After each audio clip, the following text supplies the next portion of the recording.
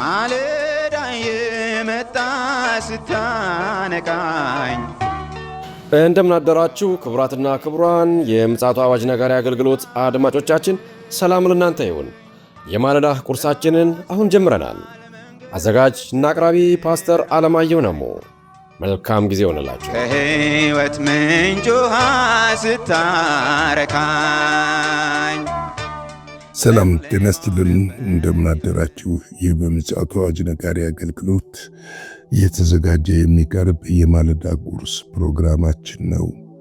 ወደ ዛሬው የማለዳ ቁርስ ፕሮግራም ከማለፋችን በፊት ይህንን ማለዳ በምሕረትና በቸርነቱ የሰጠንን እግዚአብሔር አምላካችንን በአንድነት አመስግነን ወደ ዛሬው የማለዳ ቁርስ እናልፋለን። እግዚአብሔር ሆይ በምሕረትና በቸርነት እችን የተባረከች ማለዳ ስለሰጠን እናመሰግንሃለን። ክብር ለታላቁ ስም ይሁን። እነሆ ደግሞ ሌሊቱን ሁሉ መልካምነትን በማድረግ ዛሬን ቀን ደግሞ በፊትህ እንድንሆን እግዚአብሔር ሆይ ያንተን የተባረከ ሕያው የሆነውን ቃልህን እንድንሰማ እግዚአብሔር የዘላለም አምላክ በእኛ ፊት ምሕረትና ቸርነትን ስለገለጽክልን ስለበዛልንም ጸጋ በኢየሱስ ክርስቶስ ስም ክብሩን አንተ ውሰድ። ሁሉ ለአንተ ክብር ይሁን። ስለ ሁሉ ነገር ተመስገን በኢየሱስ ክርስቶስ ጌታና ጻድቅ ስም። እንግዲህ እየተመለከትን ያለው የሁለተኛው ተሰሎንቄ መጽሐፍን ነው። ምዕራፍ 1 ነው እየተመለከትን ያለነው። በትናንትናው ዕለት ቁጥር 9ና 10ን ለመመልከት ሞክረናል።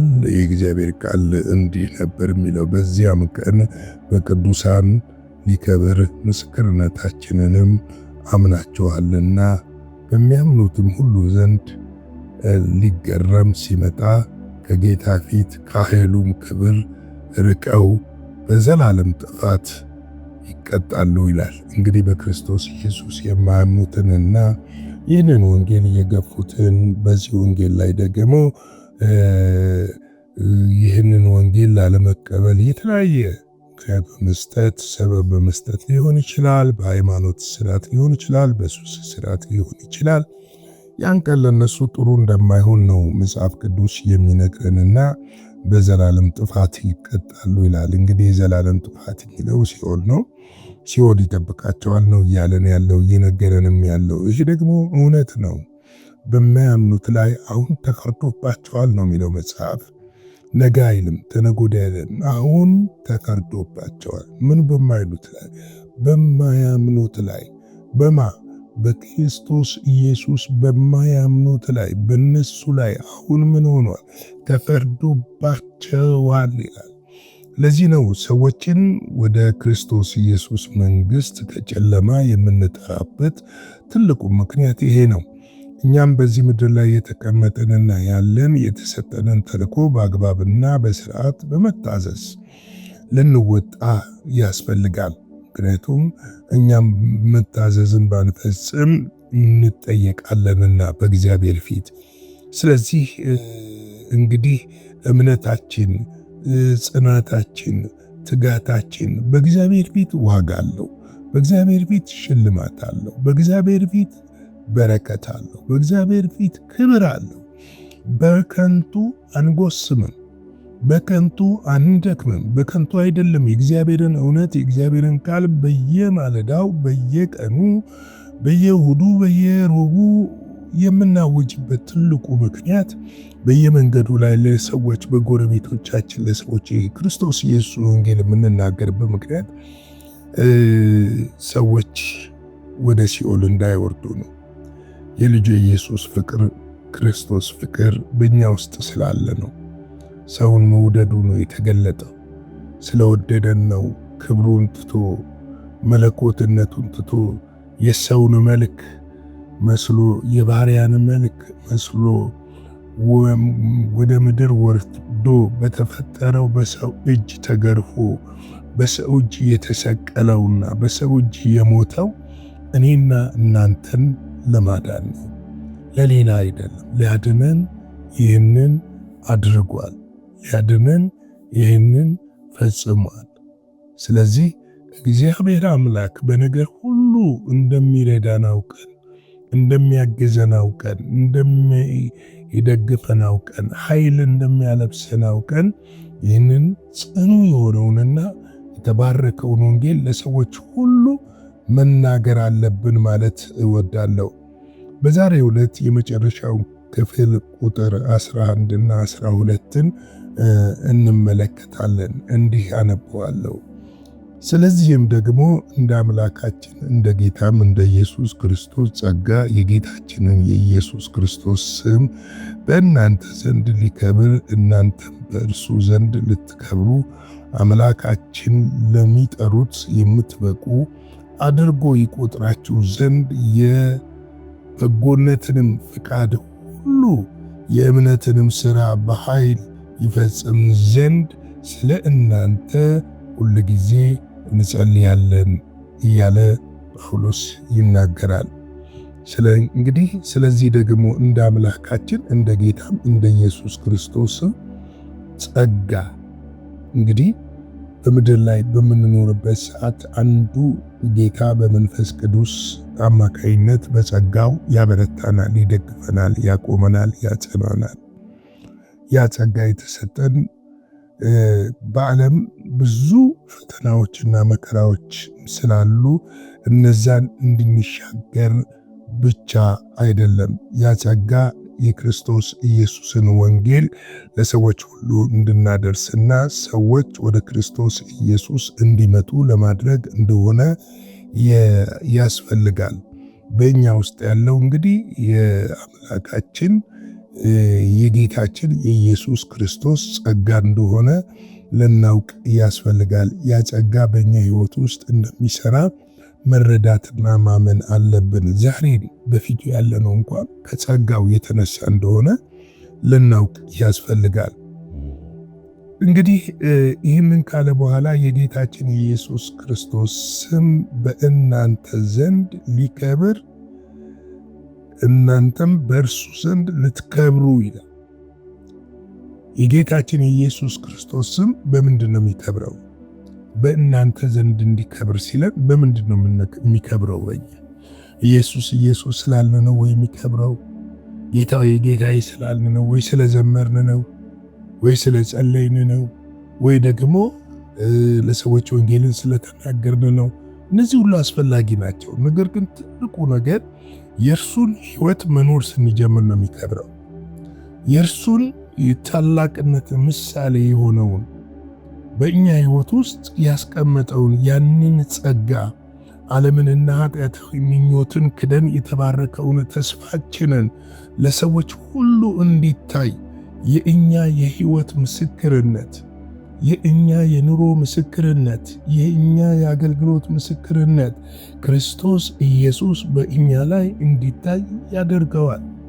በእኛ ምክንያትም ሰዎች እንዲያከብሩት ያደርጉታል እና በእኛ ምክንያት መሰደብ እንደሌለበት፣ በእኛ ምክንያት መነቀፍ እንደሌለበት፣ በእኛ ድካም፣ በእኛ አለማመን፣ በእኛ ጥርጣሬ፣ በእኛ ዓለማዊ ምኞት ምክንያት ክርስቶስ ኢየሱስ መነቀፍ እንደሌለበት ልናውቅ ያስፈልጋል። ምክንያቱም ክርስቶስ ኢየሱስ በምድር ላይ ሲጠራን እርሱን እንድንመስል ነው።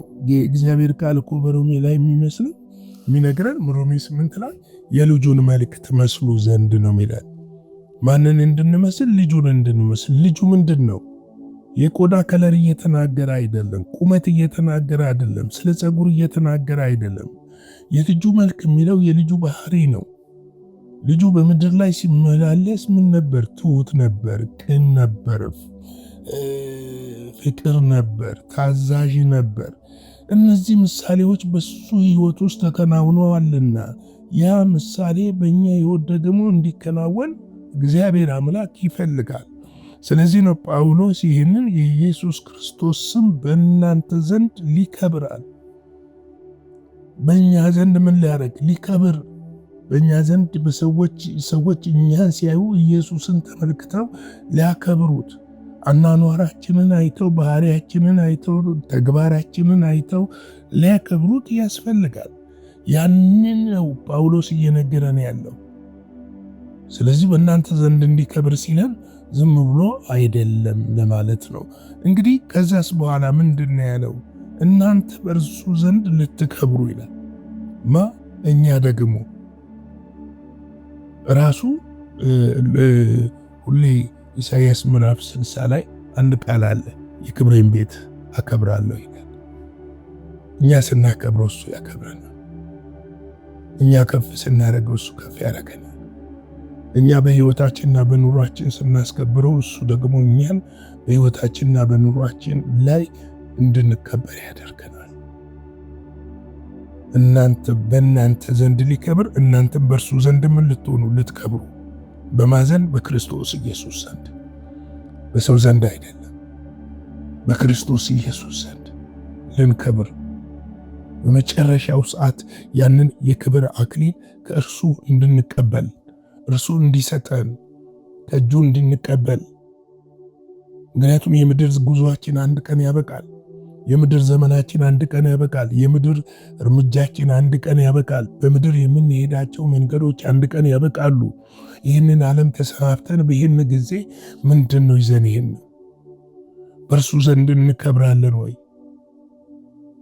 ስራችንን ሲፈተን ገለባ ይሆን አገዳ ይሆን ወይስ ብረት ወይስ ወርቅ ወይስ ናስ ወይስ ብር?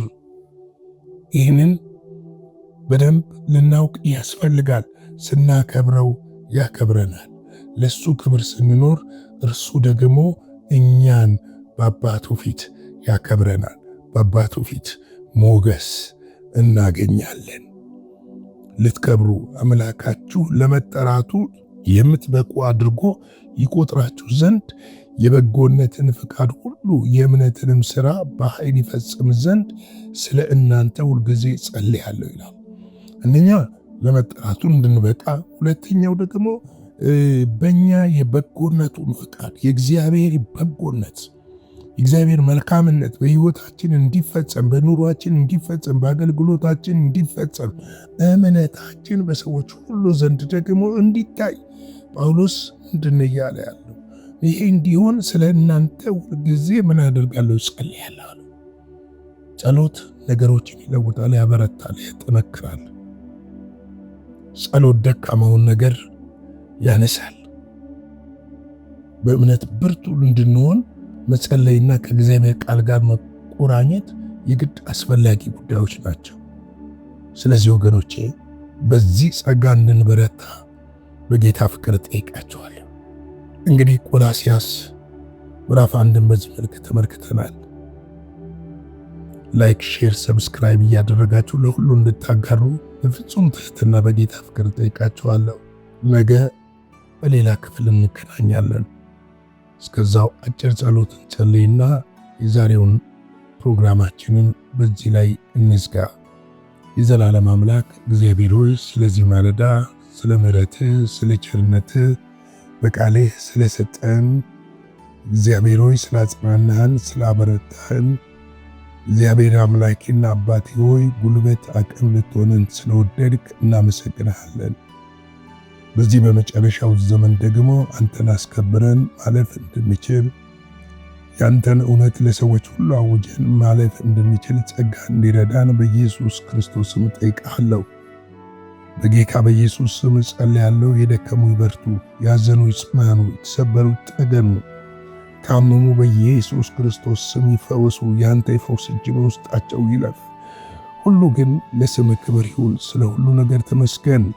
እግዚአብሔር ይህንን ቀን ደግሞ ባርክልን። ሁሉ ለአንተ ክብር ሰጥተን በደም ሸፍነን ከክፉ ጠብቀን በኢየሱስ ጌታ ድንቅ ስም አሜን።